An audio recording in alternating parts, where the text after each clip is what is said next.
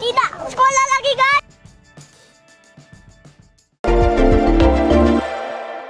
Viral video rekam sekolahnya terbakar, siswanya malah senang dan bersyukur. Beredar video seorang siswa yang senang dan bersyukur saat melihat sekolahnya kebakaran. Siswa tersebut awalnya merekam kejadian sekolahnya kebakaran dan langsung mengungkapkan rasa senang dan sangat bersyukur dengan kebakaran itu. Pasalnya dengan kebakaran itu dirinya merasa para siswa akan diliburkan. Seperti terlihat dalam unggahan video di akun Instagram @fakta.indo.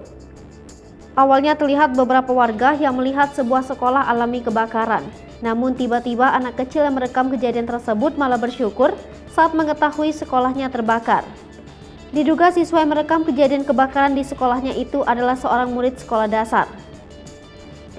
Karena pernyataannya itu, netizen pun ramai memberi komentar pada unggahan tersebut. Banyak warganet yang tertawa melihat siswa perekam kebakaran sekolah yang merasa bersyukur.